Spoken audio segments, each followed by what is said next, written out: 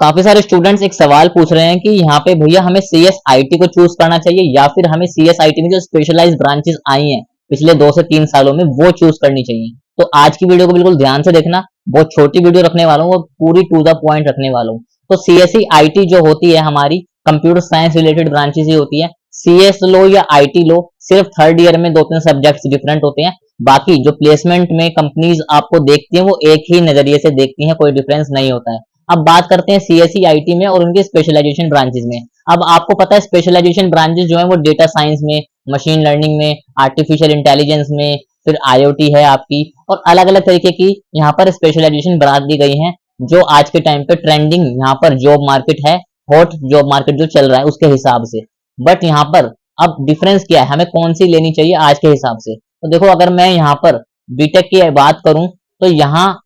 हर 2 से 3 साल में टेक्नोलॉजी चेंज होती है। कभी तो ऐसा होता है कि ब्लॉकचेन का दौर आने वाला है, कभी क्रिप्टो का दौर आने वाला है, अभी डेटा साइंस और एआई एमएल का यहाँ पे एक ट्रेंड चल रहा है, और आने वाले 10 साल मैं कह सकता हूँ श्योरिटी के साथ कहीं नहीं जाने वाले, एआई का ही दौर रहने वाला है। और मे बी और लंबा जा सकता है क्योंकि अभी एआई को काफी डेवलप होना बाकी है और उस हिसाब से बहुत सारी चीजें भी डेवलप हो रही हैं, जिस हिसाब से यहाँ पे ब्रांचेस भी चेंज कर दी गई हैं। बट यहाँ पर एक जो फैक्ट की बात है वो मैं आपको बताना चाहता हूँ। एग्जाम्पल के तौर पे अगर आप एक normal C S I T की डिग्री लेते हो और 4 साल बाद जब आप जॉब के लिए जाते हो तो सी एस में जितनी भी जॉब्स होती हैं, खाली एक सॉफ्टवेयर डेवलपमेंट नहीं, एंड्रॉइड डेवलपमेंट हो गया आपका, रिएक्ट जीएस डेवलपमेंट हो गया आपका, फ्रंट एंड डेवलपमेंट हो गया, बैक एंड डेवलपमेंट हो गया, ठीक है। इसके अलावा कोई लैंग्वेज स्पेसिफिक डेवलपमेंट हो गया, या आप किसी और डोमेन में स्विच कर रहे हो, तो आपको हर एक तरीके की जॉब यहाँ पर अपॉर्चुनिटीज मिल जाती हैं और कंपनी वाले अलाउ करते हैं क्योंकि आप एक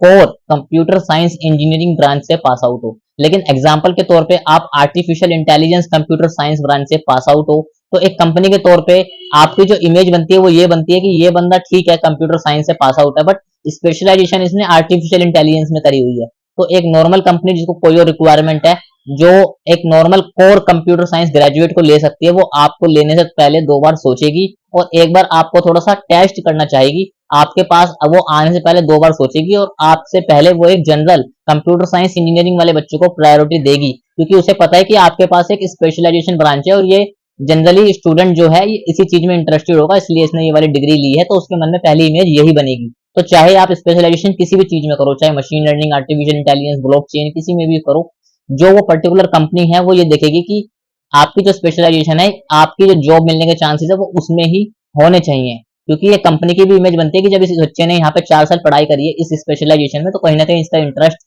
वहीं पे होगा, और अगर आपको वो कॉन्टेक्ट कर भी लेती है तो फिर आपको एक अलग तरीके से यहाँ पे ट्रीट करा जाएगा। क्योंकि एक नॉर्मल जो कोर कंप्यूटर साइंस का बच्चा है वो हर एक फील्ड में जा सकता है, हर एक फील्ड के लिए ओपन है। उसने एक कोर कंप्यूटर साइंस इंजीनियरिंग की डिग्री करी है और जिसमें जो कंप्यूटर साइंस के सब्जेक्ट्स हैं वो सारे पढ़ाए जाते हैं, जिसमें वेब डेवलपमेंट भी आ जाता है, फ्रंट एंड की पार्ट भी आ जाते हैं, बैक एंड के पार्ट भी आ जाते हैं, और चीजें भी आ जाती है मशीन लर्निंग एआई से रिलेटेड, बस सारी चीजें थोड़ी थोड़ी पढ़ाई जाती हैं। लेकिन अगर आप कोई स्पेशलाइजेशन चुनते हो तो उसमें सेकंड ईयर तक सब सेम हो जाता है, थर्ड ईयर के बाद आपकी एक स्पेशलाइज चीजों में जाने की आपकी शुरुआत हो जाती है। तो स्पेशलाइजेशन ब्रांचेस मैं आपको रिकमेंड करता हूँ आप तब लो जब आपको वो पर्टिकुलर जॉब ही चाहिए, उसी जॉब सेक्टर में चाहिए। लेकिन अगर आपको कंफ्यूजन है कि मुझे आगे हो सकता है मैं इसमें भी स्विच कर सकता हूँ, हो सकता है मैं एंड्रॉइड डेवलपमेंट में चला जाऊँ या वेब डेवलपमेंट में चला जाऊँ, या मैं हो सकता है कि बैक एंड में चला जाऊं, या मुझे एआई में जाना है, तो आपको अगर ऐसा कंफ्यूजन है, आपको फिक्स नहीं है कि मुझे इसी में जाना है, तो आप लोगों को कोर कंप्यूटर साइंस और आईटी के ब्रांच लेनी चाहिए। इसलिए आप देख भी रहे होगे कुछ कुछ कॉलेज में जो स्पेशलाइजेशन ब्रांचेस हैं उसमें कट ऑफ थोड़ी लो जा रही है, और जो आपकी कोर ब्रांचेस हैं उसमें cut off as usual high ही जा रही हैं।